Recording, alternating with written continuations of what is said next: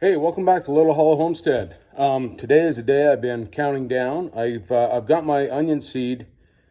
It's been sowed. It's starting to sprout, but now's the time I can plant more of my cold weather crops, my broccoli and my cabbage. So I'm going to do that today. It's about 10 to 12 weeks before my last frost date. Frost dates are kind of an ambiguous number. They just kind of put out there. You just have to be careful. But broccoli and cabbage, they can do well with a frost or two, and they'll be just fine. So I'm going to go ahead and get those planted today, and we'll bring you along. We'll get them planted. All right, today's the day we've been waiting for. I've already got my onion seeds sown, and they're sprouting and doing well. It's still really cold outside, so I've got a heat mat under them. Normally with these cold weather vegetables, like I'm going to plant today, I'm going to plant my broccoli and my cabbage. Normally you don't need a heat mat under them because they do well in the cold weather, but I'm finding in my garage, the temperature is usually about 40 degrees this time of year. So it does need a little bit of boost, and so we're going to grow these on a heat mat and see if we can speed up the germination a little bit.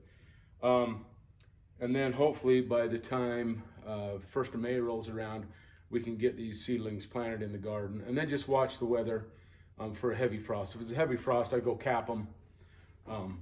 We just have to do that in this part of the country, or we won't get any production. We've got to kind of push the limits a little bit with that frost date. There again, frost dates are kind of ambiguous. They just kind of they change every year pretty much. Some years it freezes later. Sometimes we might have a freeze into June around here. So you just have to keep your eye on the weather when you start your garden until you get past that narrow window of your frost dates. So let's get going. So one thing I have found is that more expensive isn't always better when it comes to garden seeds. These seeds I got from Dollar Seed, and as the name implies, they cost me $1. And if you look how many cabbage seeds I got in there, I got a ton of cabbage seeds. So I buy my seeds from all over the place, from the local grocery store. I think it's American Seed that they normally will stock, Burpee. I've ordered from Gurney's, I've ordered from Baker Creek, Pine Tree Seeds, Dollar Seeds. And actually I've seen very little difference that correlates between price of your seeds and germination rate and the yield you get from the seeds. So my opinion, more expensive is not always better when it comes to garden seeds. So we're going to go ahead and get going. I've got my seed starting mix all soaked. It looks like it's taken the water real well, compacted down a little bit. So once I get these seeds sown, I'll cover them with an 1/8 inch of soil. And then when I water them from here on out, I'll just use my little spray bottle here. I do try to have water in the bottom of the tray so it can kind of wick up into the individual cells and individual pots that I plant. But until this seedling gets going, just to avoid washing the seed away or disturbing the roots, I'll water from the top with my little spray bottle here. Nice gentle mist, keeps the soil moist, allows that germination without washing your seed away or disturbing the roots of your new little seedlings. So let's get going. Okay, so we've got golden acre cabbage seed here. And as you can tell, I could plant lots of cabbage. Just because you get this many seeds in a packet certainly doesn't mean you have to plant them all. So I'm going to plant very carefully because these are the little tiny guys.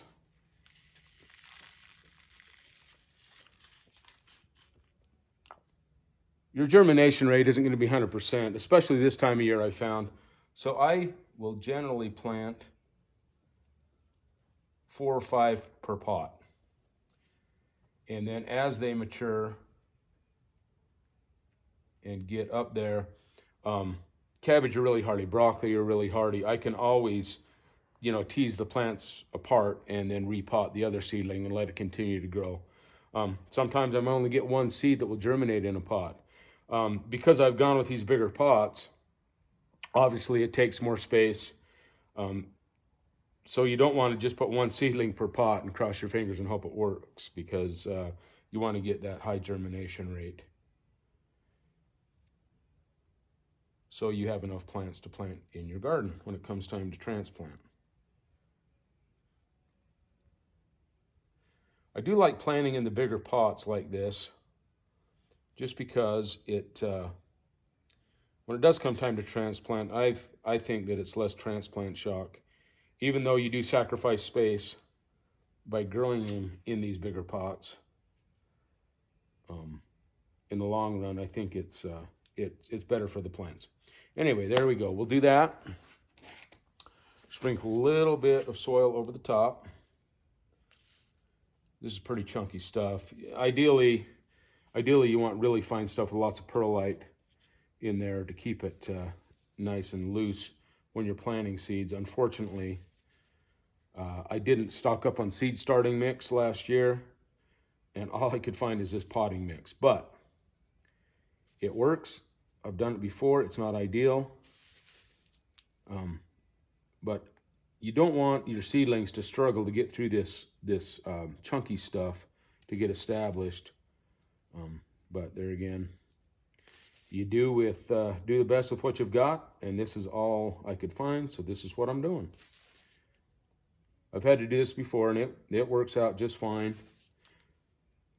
And so here we are again. Next year, that's what I say every year. Next year, I'm going to be ahead of the game and stock up on seed starting mix before the growing season is over, while it's still available. And I'll be able to start my seeds a little better next spring. Okay, so there's my cabbage. We'll just give them a nice little mist and let that soil that's covering the seeds get saturated.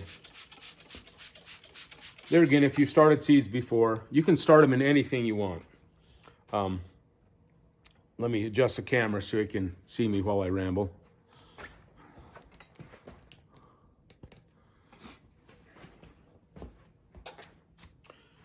I don't know if you can see me or not. Can you?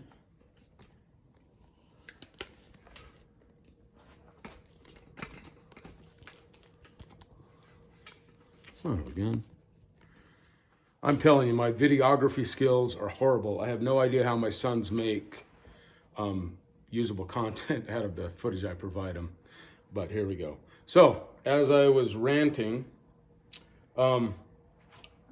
you can grow seeds in anything. Whatever you've got, use it. I've got solo cups here I've used. These are just old pots from flowers. Actually, this was a muscari, a perennial flower that we got last year in a little pot, probably from Home Depot or somewhere. Reuse them. It's cheap. It's free. Do it.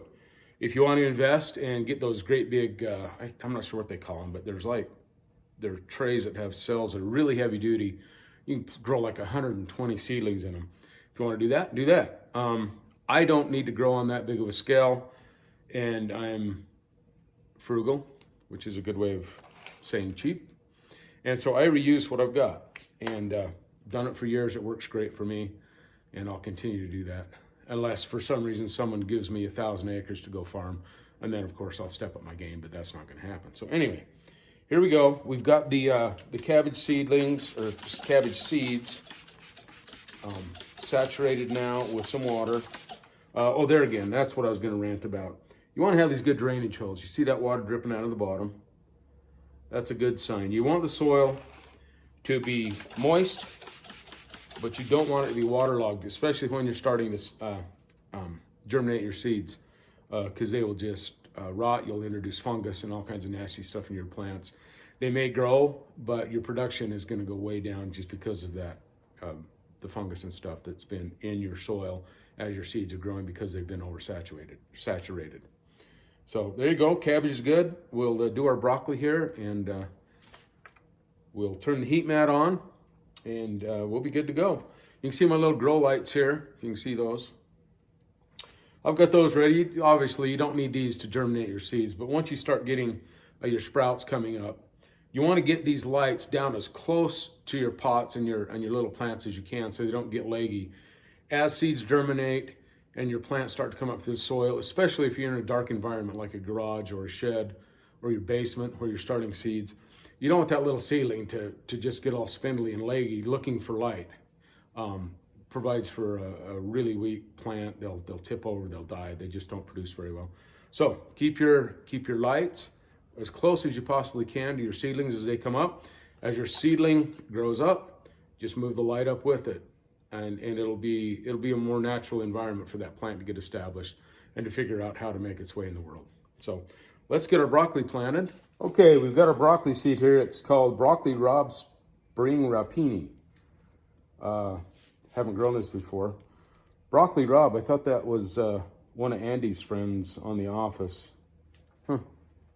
Anyway, we're gonna plant it.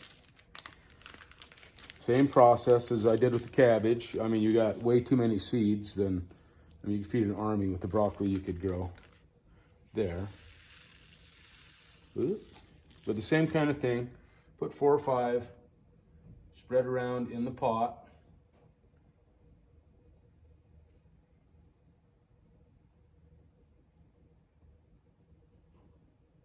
Or 6 or 7, or whatever. You can always thin them. You know, I find it very hard to pull out a healthy plant once you get it growing, but you can't grow 1,000 pounds of broccoli every year. So.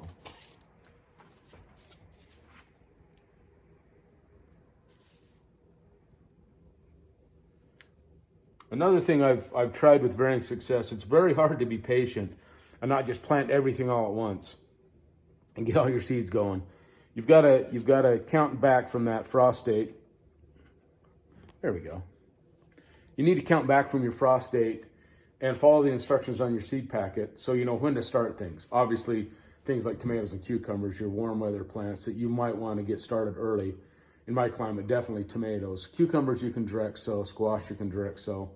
But if you want a head start on any of those, you've got to really pay attention to that frost date. And then, like I say, gauge accordingly and watch the weather and cap them if you need to in the evening or whatever. But it's awfully hard not to plant them all at once, I have found. I call it gardener's itch. And you are just itching to get going and get planting and get growing and creating new life.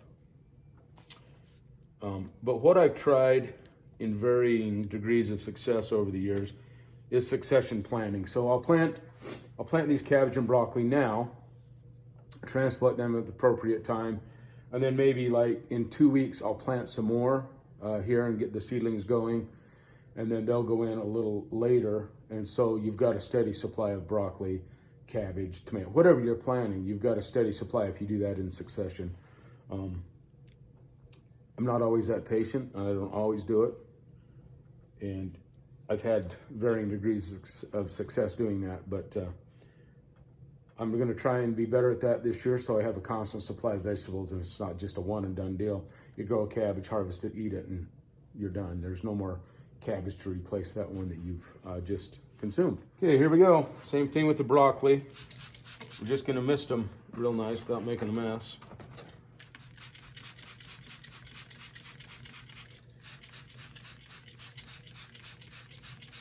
Wait till we see that soak in and the soil turns dark.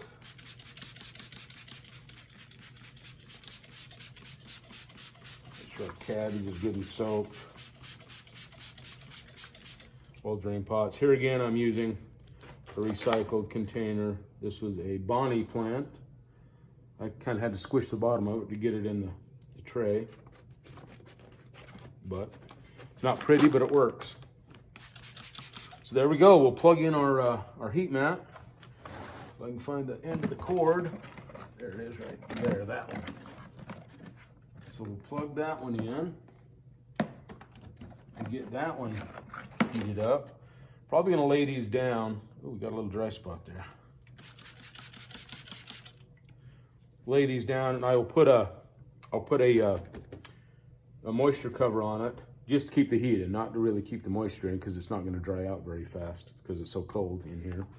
But just keep the heat in and help that germination rate a little bit.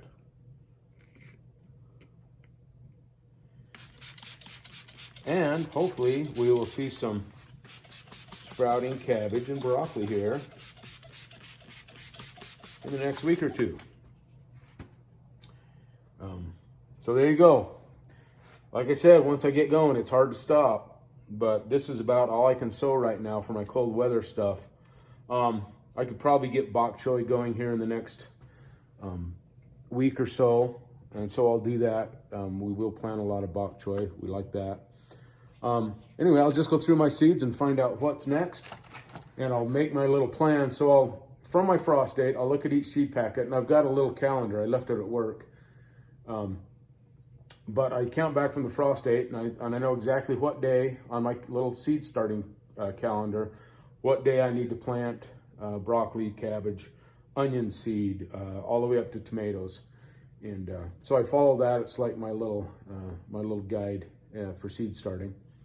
And yeah, we'll get spring off and running here. It doesn't feel like spring out there, but the calendar said it should start warming up soon. So let's hope the calendar's right. Anyway, thanks for stopping by today, a Little Hollow Homestead. Hope you have a great day. Thanks for your support and your views and your subscriptions to this channel and your comments. I enjoy reading your comments and learning from each other. That's what it's all about. I like learning new things and learning from you as well. So anyway, have a great one, and we'll catch you next time right here on Little Hollow Homestead.